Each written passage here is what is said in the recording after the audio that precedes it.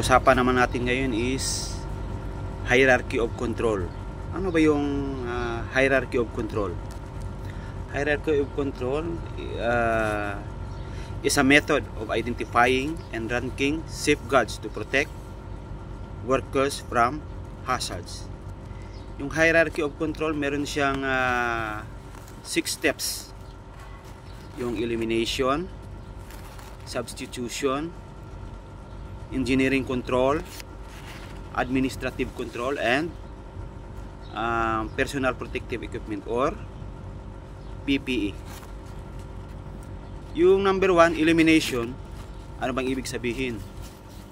Means i-remove natin yung hazards. Okay? Kunyari may nakakalat dyan, mga poor housekeeping, remove natin yan, mag proper housekeeping tayo para walang hazards pwedeng ikakasunog or pwedeng ikakadisgrasya ng isang tao. Remove natin yung mga kalat. Yun yung elimination. Substitution naman means palitan natin yung hazards. Kunyari may hand tools tayo, lagari or kung ano-ano mang gamit, nasira na, palitan natin ng bago para magiging safe siya. Kunyari lagari or martilyo nasira, pwede nating palitan para magiging safe siya. Yun yung substitution. Engineering control naman, may ginagamit tayong power tools,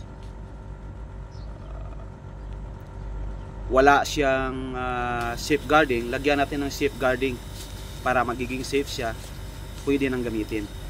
Ano pang ibig sabihin ng engineering control?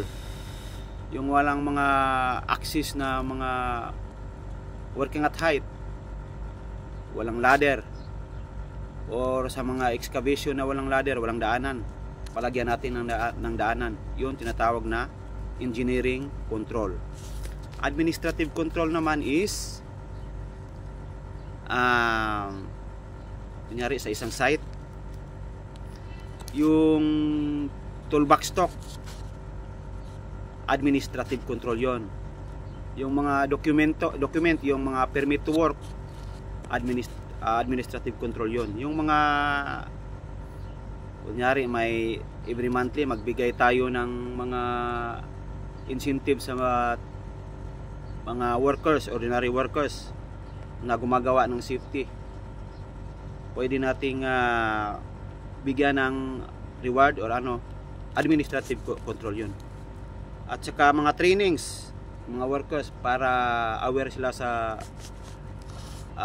safety sa site, iba't ibang training na ginagawa sa company, yun administrative control yun. At saka lastly, number 6 is the last line of defense.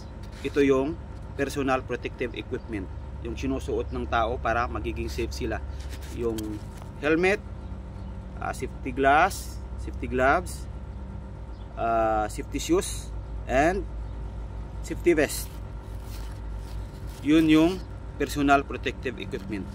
Yun lang po. Yun yung hierarchy of control na pag-usapan natin ngayon. Salamat po.